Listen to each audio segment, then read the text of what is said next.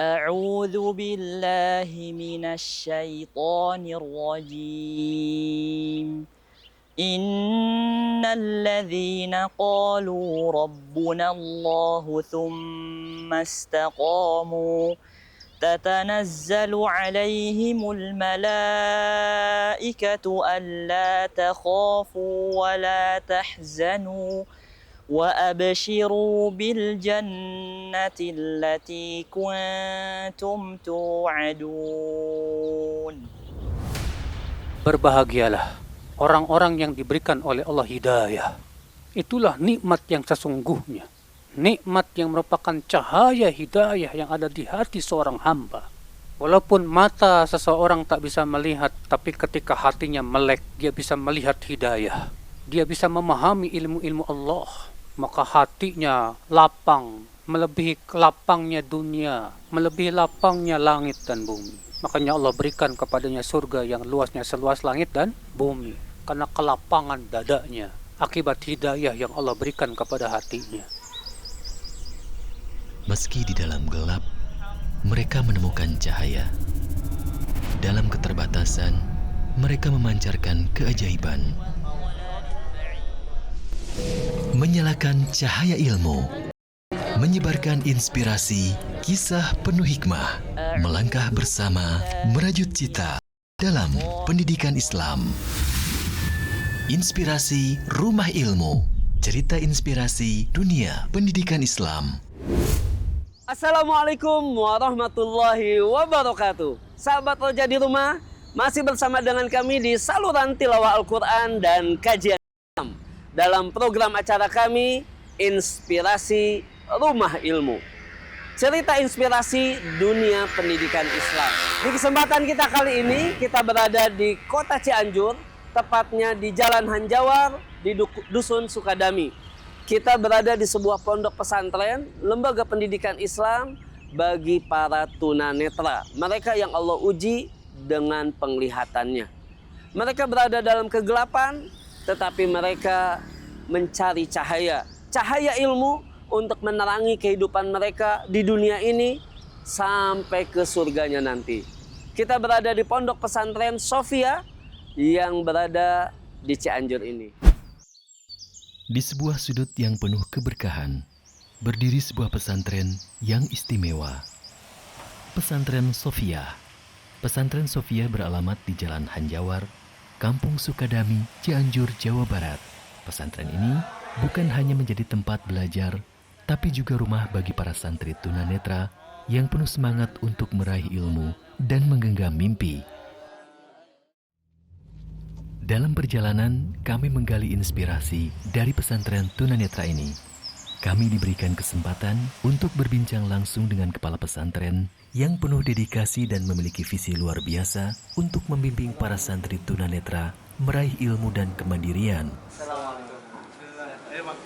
Melalui wawancara ini, kita akan mendengar langsung bagaimana pesantren ini menjadi tempat di mana keterbatasan berubah menjadi kekuatan dan setiap santri menemukan cahaya dalam gelap. Sahabat Roja di Rumah, di program Inspirasi Rumah Ilmu ini, kita berada di Pondok Pesantren Sofia bersama Mudir Ustadz Abu Hudzaifah. Kita ingin mencari inspirasi di pesantren Sofia ini. Ustadz Abu Hudzaifah, kebal Ustadz? Alhamdulillah, Masya Allah. Bisa Ustadz berikan gambaran inspirasi apa yang bisa kita dapatkan di pesantren Sofia ini, Ustadz? Alhamdulillah, wassalatu wassalamu ala rasulillah ma ba'd. Pesantren Sofia ini pesantren yang concern dan ramah untuk pendidikan disabilitas netra, di mana kalau biasanya di pesantren-pesantren lain itu yang belajarnya anak-anak yang normal bisa melihat, kalau di tempat kita menyediakan fasilitas belajar pesantren mondok untuk anak-anak yang memiliki kekurangan, yaitu penglihatannya yang dikatakan disabilitas netra. Dan diantara yang mungkin menjadi pembeda dari pesantren lain, anak-anak tunanetra di sini yang biasanya mereka mungkin di luaran sana mempelajari pelajaran-pelajaran umum ya. Kalau di sini kita fokus untuk mendidik anak-anak tunanetra bagaimana menjadi seorang penghafal Al-Quran, kemudian bisa menjadi guru bahasa Arab, dan juga bisa menghafal beberapa mutun-mutun ilmiah, dan itu mungkin yang bisa membedakan dari tempat-tempat yang lain. Masya Allah, sahabat Roja di rumah, kita bisa lihat mereka ternyata yang belajar di sini berada dalam kegelapan, ya, tapi mereka mencari cahaya. Kita yang sudah dalam keadaan terang benderang ini, harusnya kita bisa mendapatkan lebih banyak cahaya lagi. Karena itu kita akan coba melihat ada apa di pesantren Sofia ini. Baik, Ustaz Abu Zaifah, Anda ingin bertanya sebetulnya apa sih latar belakang didirikannya pesantren Sofia ini? Iya, jadi pesantren Sofia itu didirikan karena kita melihat kondisi, kita bertemu dengan beberapa anak-anak disabilitas yang memang kalau di luar itu pendidikannya kan secara umum ya, kadang belajarnya yang difokuskan itu ke belajar kayak musik, kemudian seni dan lain sebagainya. Nah, kita lebih cenderung untuk gimana biar anak-anak tunanetra ini seperti para pendahulunya, yang di kalangan para sahabat juga ada yang tunanetra kan seperti itu. Bahkan para ulama juga, di antara para ulama itu ada juga yang mereka tunanetra. Nah, bagaimana di Indonesia ini juga anak-anak tunanetra bisa kedepannya menjadi orang-orang yang bermanfaat buat agama seperti itu. Nah, dengan kita melihat seperti itu, kondisi anak-anak tunanetra ini yang mungkin belum fokus untuk ke pendidikan agama, maka kita berusaha untuk menyediakan fasilitas itu, ya mudah-mudahan ini bisa menjadi salah satu jalan dakwah juga, ya, membangun generasi Indonesia yang lebih baik, khususnya kita concern di bidang pendidikan anak disabilitas netra. Seperti Allah. Berarti ini calon-calon penerus Abdullah bin Umi Maktum, ya kan, Syekh bin Baz rahimahullah, ya. Jadi mendidik mereka dengan agama agar mereka nanti bisa menjadi para penyebar agama di Masya Allah di Indonesia ini, ya. Apa sih Ustaz yang menjadi ketertarikan kenapa harus tunanetra, Ustaz? Enggak tuna yang lain ini? Nah, karena di dalam klasifikasi disabilitas itu memang yang kan ada kelasnya ya, ada kelas A, B, C seperti itu. Yang kelas A itu dia ke tunanetra. Kalau B itu ada jenis-jenis yang lain, tunarungu, kemudian ada tunawicara dan lain sebagainya. Memang untuk saat ini yang mudah untuk ditangani itu sebenarnya adalah di tunanetra. Tunanetra. Iya. Karena tunanetra itu mereka hanya sebenarnya kekurangan penglihatan. Kalau kemampuan intelektual berpikir, kemudian belajar, bahkan mereka sudah punya fasilitas untuk mendapatkan ilmu seperti kita, hanya saja dengan cara yang berbeda. Kalau kita membaca langsung melihat, kalau mereka mungkin dengan bantuan sekarang ada tulisan braille, bahasa braille, mereka juga sudah sama seperti kita. Gitu. Nah, maka kita melihat golongan inilah yang memang potensial untuk kita didik, kita bina, sehingga nanti lebih cepat prosesnya untuk bermanfaat kepada umat seperti itu. Oh, Masya Allah. Nah, jadi kalau dalam belajar tunanetra ini berarti bisa dikatakan lebih cepat gitu ya, Ustaz? Lebih cepat. Kenapa? Karena mungkin secara psikologis ya, kalau tidak melihat pasti kita konsentrasi lebih tinggi seperti itu. Karena konsentrasinya lebih tinggi. Jadi mereka ketika mereka tidak melihat itu, mereka fokus kepada pendengaran dan itu membantu mereka kuat secara hafalan. Walaupun dalam beberapa kondisi itu banyak seperti itu, kita melihat juga ada yang dia tunanetra tapi punya gangguan intelektual. Tapi secara keseluruhan tunanetra itu sangat bagus untuk dari segi hafalannya. Seperti itu. Gitu. Jadi apa sih yang mereka pelajari di sini, Ustaz? Kalau bisa antum bisa lebih jelaskan? Jelas mereka kan menghafal terutama Al-Qur'an. Iya. Kemudian apalagi yang mereka pelajari, Ustaz? Nah, untuk di sini santri-santri kita itu selain dari menghafal Al-Qur'an, mereka juga diberikan hafalan mutun ilmiah. Kenapa hafalan mutun ilmiah? Karena memang mutun itu akan membantu seseorang untuk menguatkan ilmu, kan seperti itu. Jadi kalau kita misalnya para ustadz-ustadz yang kita biasa mendengar ceramahnya ketika menjelaskan sesuatu, mereka menjelaskan dari dalil Al-Quran dan Sunnah seperti itu ya. Nah, tapi dalam kita juga nanti mengajar, menyampaikan ilmu, kita juga untuk kembali kepada rujukan-rujukan dari kitab-kitab para ulama, yang mana mutun ilmiah ini menjadi kitab yang dasar untuk hafalan, tapi itu bisa menjadi pondasi mempelajari ilmu lebih dalam seperti itu.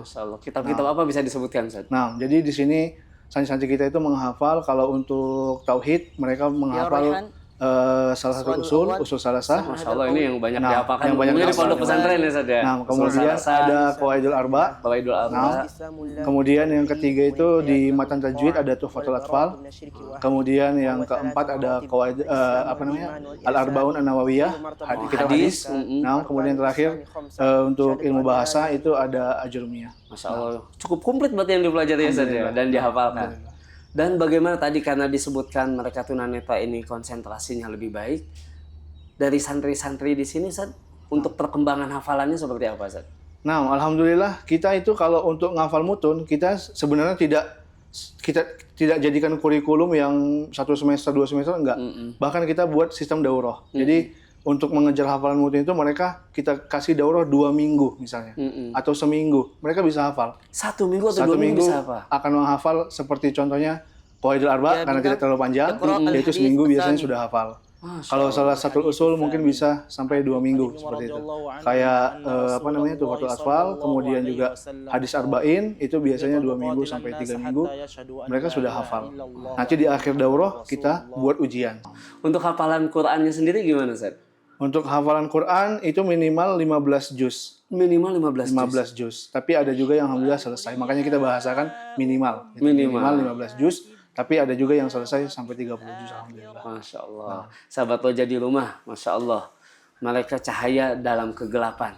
Dalam kegelapan mereka mencari cahaya, mereka mempelajari agama ini, mereka menghafalkan Al-Quran, dan tadi mutun-mutun yang bermanfaat.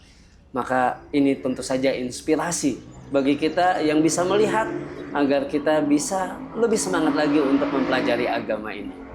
Baik Ustaz, di antara yang ingin kita tanyakan, keseharian mereka dalam pembelajaran. Bagaimana pesantren menyusun kegiatan mereka yang tunanetra ini sehingga mereka bisa mengisi hari-harinya di pondok pesantren dengan bermanfaat. Ustaz. Nah, jadi untuk di pesantren kita sudah membuat jadwal kegiatan santri yang mana jadwal tersebut kita susun sedemikian rupa supaya mereka bisa memaksimalkan waktu mereka selama ada di pesantren. Kalau yang pertama itu 1 jam sebelum sholat subuh biasanya santri-santri sudah pada bangun dari asrama pergi ke masjid, kemudian di masjid mereka melaksanakan qiyamul lail, dan itu kita terapkan seperti itu, kita motivasi agar mereka terbiasa karena kan kita tadi ingin mereka di kemudian hari menjadi orang yang bermanfaat buat umat, terutama kita mempersiapkan dulu ibadah mereka seperti apa gitu. Jangan sampai nanti mereka menyampaikan ilmu tapi mereka sendiri tidak mengamalkannya, kan seperti itu. Nah, jadi qiyamul lail itu sangat membantu sekali untuk kegiatan yang selanjutnya. Kemudian setelah sholat subuh itu kita ada halaqah Quran. Biasanya di situ santri bisa menghafal, ada juga yang setoran hafalan Qurannya. Kemudian itu sampai jam 6.15, kemudian mereka kembali ke asrama, sarapan, kemudian siap-siap untuk masuk kelas. Masuk kelas itu jam 7.30. 7.30 itu mereka sampai jam 8.45 itu halaqah yang pertama. Setelah halaqah yang subuh tadi ada halaqah lagi. Ini mereka lebih ke murojaah hafalan. Kemudian ada halaqah yang kedua, ya setelah jam 9 itu nanti mulai ada pelajaran bahasa Arab, ilmu syar'i seperti fikih dan lain-lain. Nah, kemudian nanti setelah zuhur mereka istirahat, kemudian nanti asar kembali lagi halaqah, bisa hafalan mutun, juga nanti ada halaqah Al-Quran sesuai jenjang pendidikan mereka di sini. Kemudian nanti mereka sebelum maghrib itu harus makan. Karena habis maghrib sampai isya itu kita kegiatan lagi. Ada jadi, kegiatan. Iya. Padat berarti ya Ustaz ya? Alhamdulillah. Nah, kegiatannya apa Ustaz dari maghrib sampai isya? Adapun maghrib sampai isya itu kalau maghrib kita khususkan untuk tilawah Al-Quran. Kenapa? Karena santri di tunanetra ini berbeda dengan kita yang awas. Kalau tunanetra itu mereka harus selalu melatih kepekaan itunya, kepekaan rabaannya seperti itu. Jadi memang santri harus punya kebiasaan untuk membaca Al-Quran Braille setiap hari. Maka itu waktunya kita pilih di waktu ba'da maghrib sampai isya. Seperti itu. Kadang-kadang juga nanti di maghrib ke isya itu juga seminggu sekali kita buat ada kajian tazkiyatun nufus. Kemudian ya kita selingin lah seperti itu. Kemudian nanti setelah isya itu mereka fokus untuk murojaah hafalan dan kejar hafalan buat setoran besok pagi. Nah, di situ juga ada kegiatan namanya At-Taqyim Al-Yaumi. Itu seperti evaluasi harian.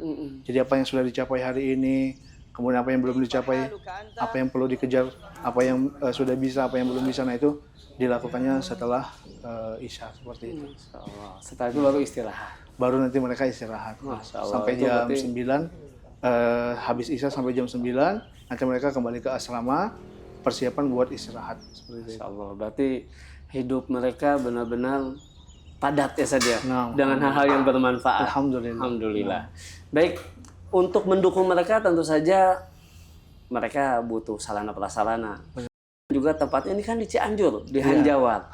Untuk akses kelihatannya sangat mudah sekali ya saja, karena parkir langsung bisa di depan Nah, pesantren. nah. Bisa antum jelaskan alasan memilih Cianjur dan juga kemudian sarana prasarana untuk mendukung mereka belajar di sini, Ustaz? Nah, jadi kalau untuk Cianjur sendiri, kebetulan kita berada di daerah puncak, ya, sangat kondusif buat menuntut ilmu karena Allah, dingin, udara juga ya. tidak terlalu panas gitu ya. Dan juga untuk aksesibilitas ya, untuk akses ke sini itu sengaja kita pilih tempat yang memang berada di pinggir jalan agar lebih mudah. Kenapa? Karena biasanya kalau kita terlalu di daerah pedalaman itu akses mereka kan tunanetra itu punya keterbatasan. Mereka kalau misalnya ada yang santri baru mau cari tahu tentang pesantren Sofia, mereka kan pengen kunjungan dulu. Kalau tempatnya terlalu dalam, nah itu biasanya agak kesulitan. Nah, tapi dengan kondisi sekarang kita di sini, alhamdulillah di bangunan yang memang berada di pinggir jalan itu sangat mudah sekali aksesnya, sehingga santri-santri juga bisa dengan mudah lah untuk mencapai ke sini. Bahkan di antara santri-santri kita itu kalau liburan itu mereka pulang itu sendirian, Oh, Masya nggak Allah. pakai pendamping. Nggak pakai pendamping. Nah, karena di sini juga kita ajarkan mereka bagaimana supaya mereka bisa mandiri. Jadi ada namanya orientasi mobilitas. Setiap tunanetra itu wajib punya pengetahuan tentang orientasi mobilitas, di mana tunanetra harus bisa mandiri tanpa ada pendamping yang selalu membawa dia ke sana kemari. Sampai kita buat standar itu di santri kita, kalau santri tunanetra Sofia harus bisa dilepas di tengah kota Bandung misalnya, dia harus bisa kembali ke Sofia tanpa ada bantuan dari orang lain. Masya Allah. Agar mereka bisa terpacu untuk bisa mandiri. Kenapa? Karena tujuan kita adalah di kemudian hari mereka punya tantangan kehidupan. Kalau mereka tidak dilatih untuk kemandiriannya dan terus bergantungan sama orang lain, maka itu akan membuat mereka semakin lemah kan seperti itu. Jadi mereka supaya lebih bermanfaat buat umat, mereka mandiri, dibekali dengan ilmu dinia. Iya. Belajarnya juga di Cianjur yang akses ke sana kemarinya lebih mudah, lebih ya, mudah. Ustaz. Apalagi Lebih mudah, masuk wilayah puncak ini. Nah, insya Allah. Masya Allah. Untuk belajar sendiri mereka ada sarana apa, Ustaz? Untuk sarana prasarana belajarnya? Iya, untuk sarana prasarana itu kita sediakan di sini alat-alat peraga untuk mereka belajar bagaimana braille. Ya. Jadi ada Al-Quran Braille. Ada Al-Quran Braille, kemudian ada namanya teks. Braille teks itu adalah alat yang mereka gunakan untuk belajar menghafal huruf-huruf Braille. Dia nanti akan kita tunjukkan bagaimana itunya, alat-alatnya, alat-alat peraganya. Kemudian juga kita sediakan buku-buku yang berbahasa Braille, sehingga mereka memudahkan untuk mendapatkan ilmu seperti itu. Masya Allah. Untuk tempat belajarnya sendiri, mereka di mana, Ustaz?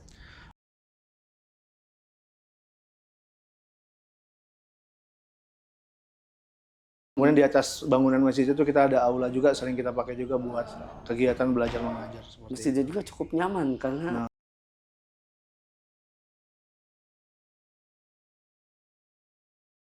fasilitas, kemudian tadi sarana prasarana yang disiapkan, apalagi tentu saja untuk mengajari tunanetra ini kan lebih sulit daripada mengajarkan manusia tanpa yang bisa melihat ya saja. Tentu saja ini kan membutuhkan effort, tenaga yang besar, pengorbanan yang besar. Mungkin akan jadi pikiran, berarti biayanya besar. Nah, mungkin bisa dijawab berapa mungkin gambaran untuk pesantren Sofia ini dalam mengelolanya? Iya, nah jadi kalau di pesantren Sofia sendiri kita itu santri-santrinya full beasiswa. Semuanya beasiswa. Semuanya beasiswa. Berarti sama sekali mereka nggak berbayar. Tidak berbayar. Termasuk untuk makan? Nah, makan, asrama, biaya belajar semuanya ditanggung sama para muhsinin, jazahumullah khairan. Masya Allah, sahabat Roja di rumah. Ini benar-benar berarti ta'awun alal birri wal haq ya. bagaimana kita saling membantu-membantu sehingga mereka yang diberikan keterbatasan ini mereka bisa belajar tanpa harus memberatkan mereka. Nah, Masya Allah, Ustaz. nah. Jadi semuanya free. Nah, karena kita melihat mereka saja sudah punya kekurangan dari segi fisik. Kalau mereka kita bebani lagi dengan biaya pendidikan, otomatis kan akan lebih sulit. Dan biasanya tunanetra itu mereka kondisinya kebanyakannya ya, tidak kita bilang seluruhnya, tapi kebanyakannya memang berada pada taraf ekonomi yang kurang seperti Kurang itu. menengah bawah Nah, gitu, Ustaz, ya. dan mereka juga akses bekerja juga kan terbatas. Nah, maka kadang-kadang ada yang juga tunanetra, dia tunanetra, tapi orang tuanya juga tunanetra juga seperti itu. Jadi kita ingin membantu mereka lah dari segi pembiayaan pendidikan agar mereka bisa lebih mudah mendapatkan ilmu tanpa harus lagi memikirkan bagaimana biayanya seperti itu. Masya Allah. Nah.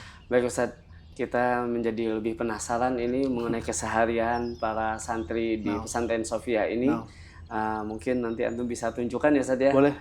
Bagaimana mereka belajar, bagaimana mereka menghafal. Insya Allah. Dan mungkin juga di antara sahabat Roja di rumah penasaran huruf braille itu seperti apa tuh tadi alat untuk belajar braille.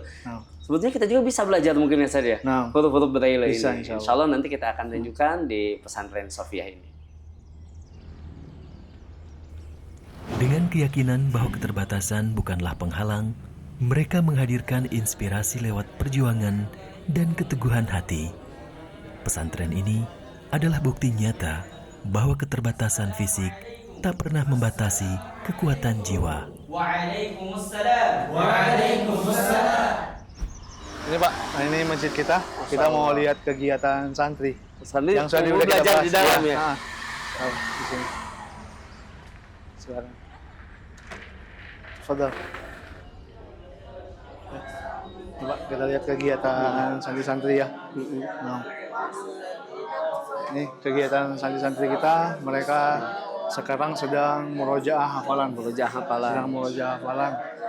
Ini yang di depan ini berarti pakai Al-Quran Braille. Braille, ini Al-Quran Braille. Nanti insya Allah akan kita jelaskan lebih jelas lagi. Jadi mereka harus selalu melatih ke itu, sensitif tangannya. Sensitif tangan. Seperti ini. Ya bintang, iqra al-hadits al-thamin. الحديث الثامن عن ابن عمر رضي الله عنهما أن رسول الله صلى الله عليه وسلم قال أمرت أن أقاتل الناس حتى يشهدوا أن لا إله إلا الله وأن محمد رسول الله ويقيموا الصلاة ويؤتوا الزكاة فإذا فعلوا ذلك عصموا مني دماءهم وأموالهم إلا بحق الإسلام وحسابهم على الله تعالى رواه البخاري ومسلم. ثم اقرأ الحديث الرابع عشر.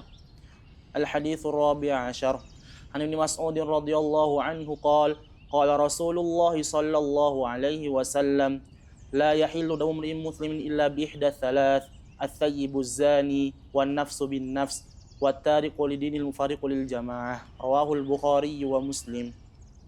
يا ريحان، السؤال الأول استمر هذا القول.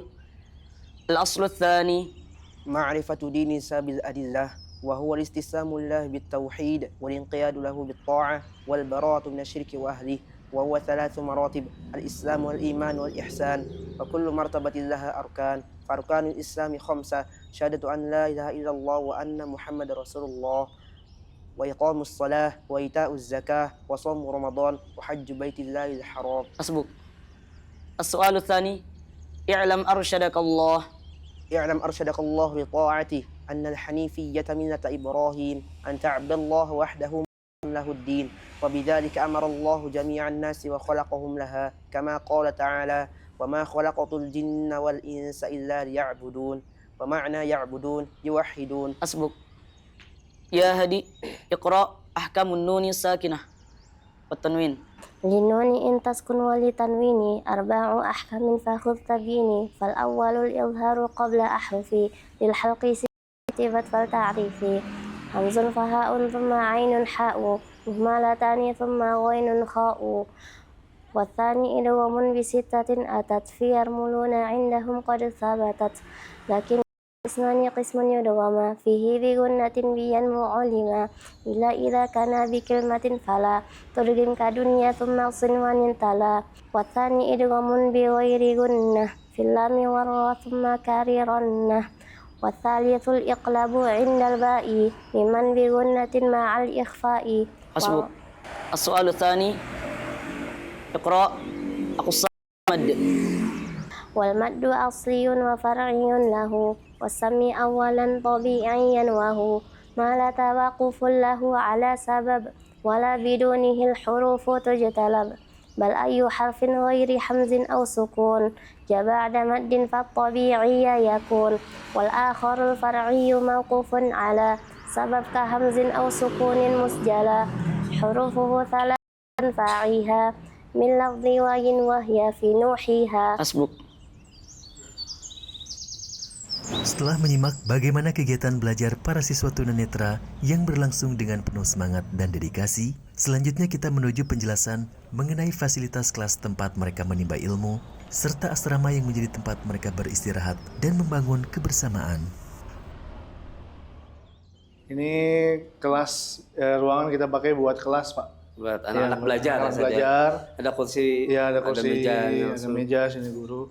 Kemudian kalau santrinya udah belajar, jam istirahat bisa lesehan-lesehan di sini. Ya, walaupun inilah kondisi masih agak sederhana. Di sini juga lesehan, anak-anak makan juga. Iya, makan. Makan di sini makan lesehan. di sini lesehan, istirahat. Seperti itu. Insyaallah. Asramanya di atas. Asrama di Naik ke atas.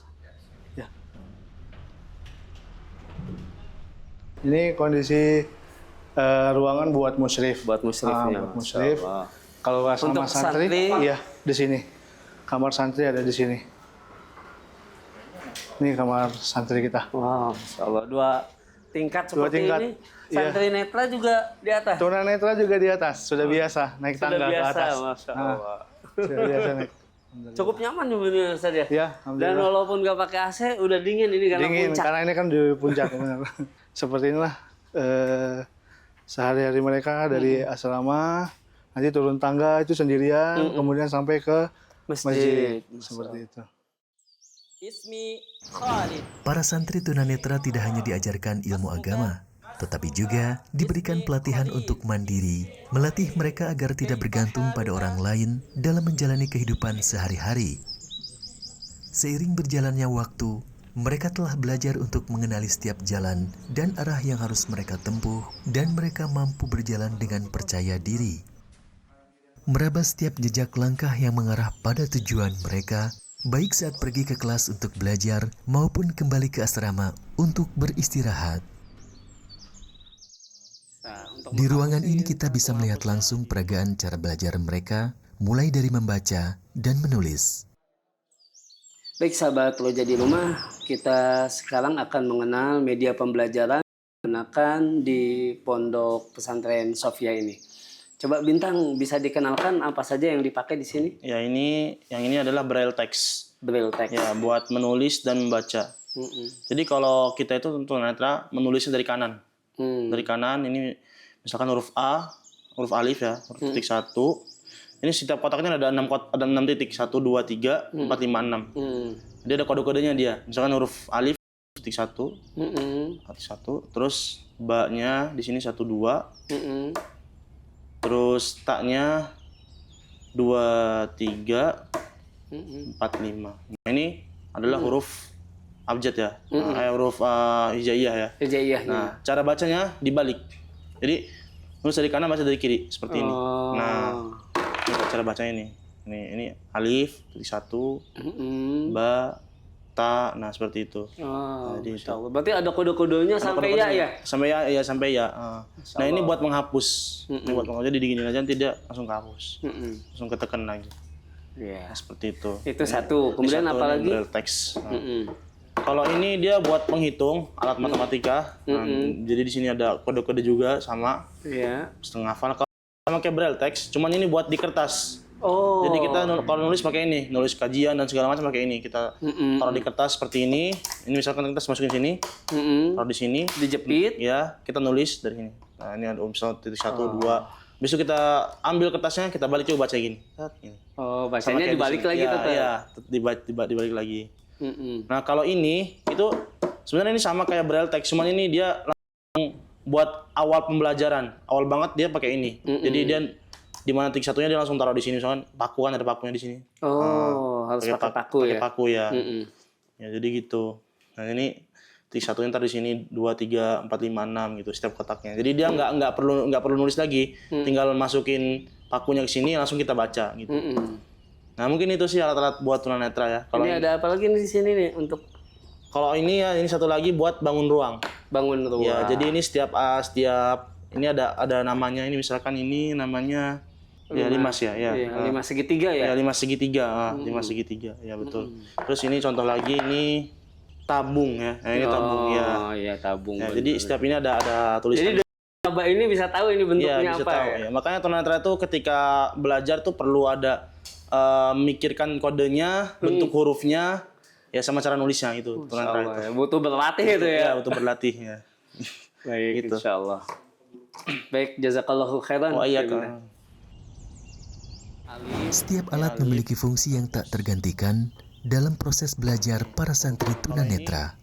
Dengan alat-alat, mereka tidak hanya belajar, tetapi juga membangun kemandirian dan keyakinan untuk meraih mimpi.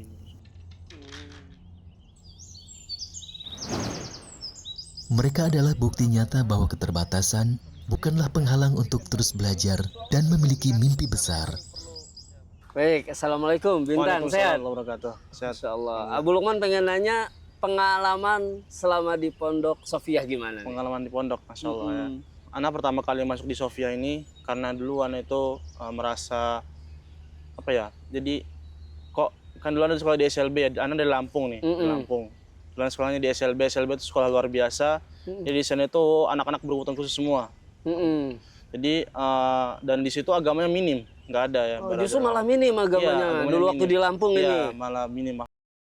Alhamdulillah terus Ana ada terbesit gitu dalam hati Ana, duh kok gini-gini aja ya, kapan nih belajar agama gitu kan. Alhamdulillah Ana terus nyari buka-buka informasi di media, dapatlah di WA itu grup WA Pondok Pesantren Tunanetra Sofia. Ana masuklah di situ, Ana pertama tanya-tanya dulu gimana kondisinya. Terus kan di Cianjur jauh juga tuh. Sempat dapat tentangan dari orang tua. Berarti Bintang asli Lampung sebetulnya? Asli Lampung ya. Asli Lampung. Asli Lampung ya. Terus orang tua gimana akhirnya? Orang tua pertamanya Ana bilang ke ibu, terutama ibu kan. Terus Ana bilang Ana mau mondok. Gimana katanya? Itu kan jauh di Cianjur katanya. Gak apa-apa insya Allah. Bismillah lah bisa.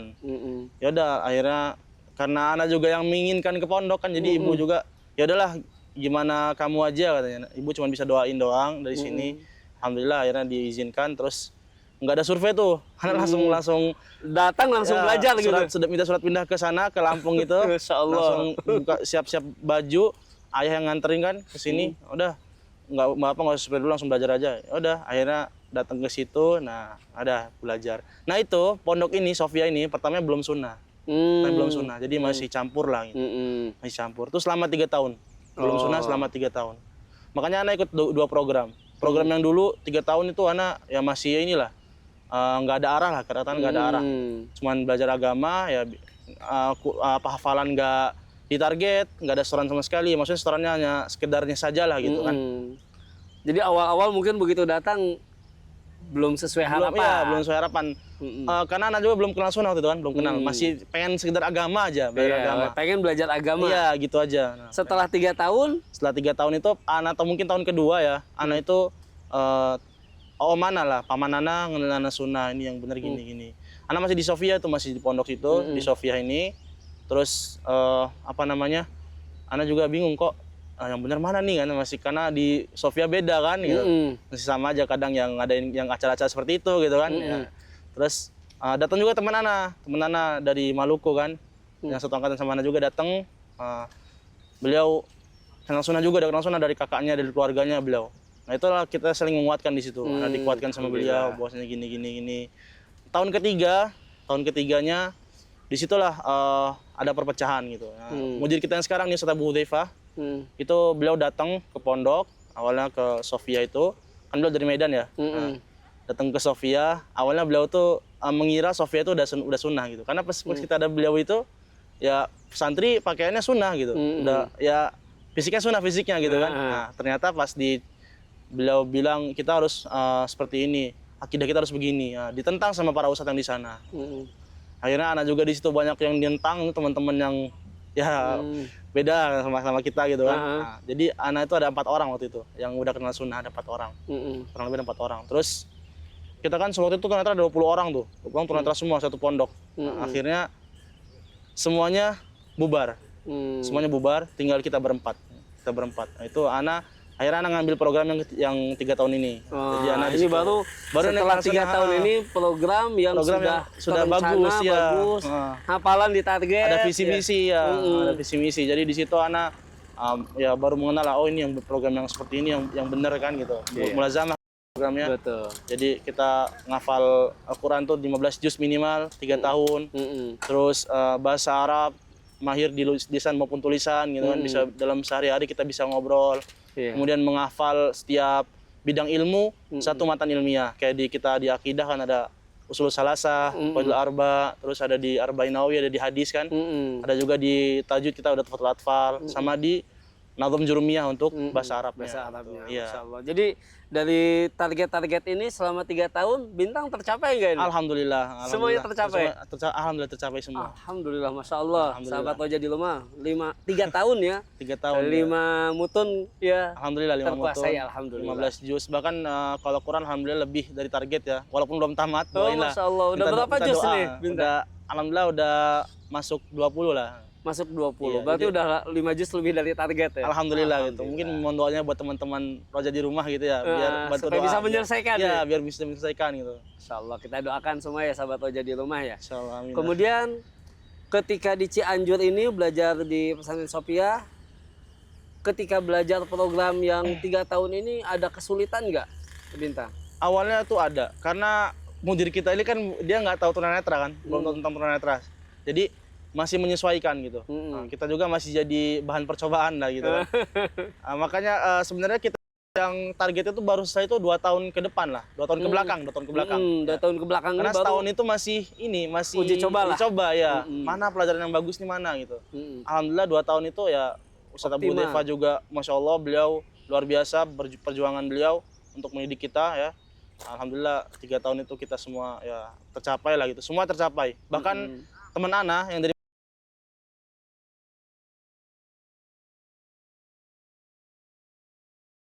saya malah selesai. 30 Nah, juz. Masya Masya Allah. Jadi targetnya malah 2 kali lipat iya, ya. 2 kali lipat. Dari Betul. 15 selesai 30. Iya, itu beliau Masya Allah.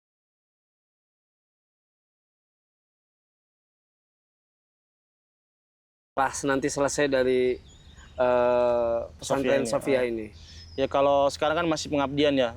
Ana sih pengennya itu sebenarnya pengen mencari beasiswa gitu ke sekolah tinggi lah gitu. Terutama yang di Timur Tengah lah gitu. Masya Allah. Pengen di Cita-cita kemana Saudi. nih Timur Tengahnya? Pengennya ke Madinah. Masya Iya, Allah, pengen semoga ke Allah Madinah. kabulkan. Amin amin.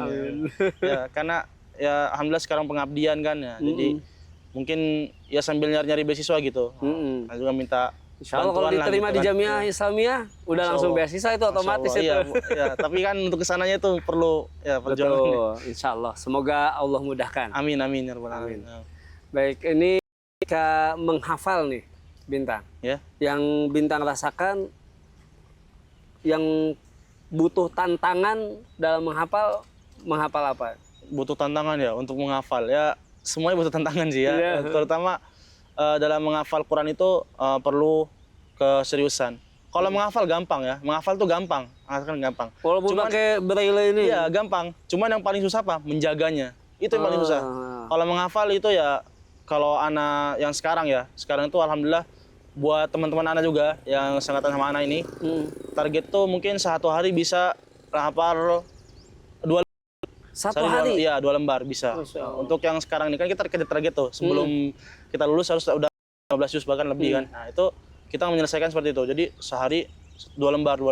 Itu mudah itu. Alhamdulillah mudah. Untuk murojaahnya itu. Untuk menurutnya yang susah ya, karena kita udah hafal kan, udah enak gitu kan, udah lancar nih. Tapi susahnya itu untuk mengulang lagi ya, tidak dilupakan itu yang paling susah. Oh, Masya Allah. Berarti disitulah untuk mengulang-ulangnya itu ya. Iya, untuk mengulang itu Masya Allah itu perlu kesungguhan gitu. Masya Allah. Apalagi sekarang kan pengabdian kan, jadi lebih ada tugas. Ada tugas tambahan. Ya, jadi aduh, ini yang paling agak susah itu untuk menjaganya itu susah. Masya Allah. Sampai sekarang pun belum semuanya mungkin. Masya Allah. Semoga Allah berikan kemudahan Amin, amin, amin. untuk Amin. bisa memutkinkan hafalan dan Amin, juga Masya Allah. menyelesaikan 30 juz.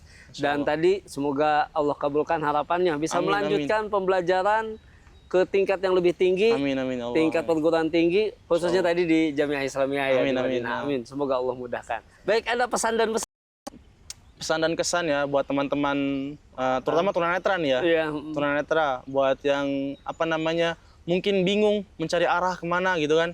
Apalagi sekarang kan, masya Allah gitu, sosial media bersebaran di mana-mana itu untuk ilmu lah, untuk ilmu itu. Karena untuk ilmu itu jalan yang paling singkat untuk menuju ke surga kan. Masya Allah. Sebagaimana sabda Rasulullah kan yang sudah masyhur, man salaka thariqan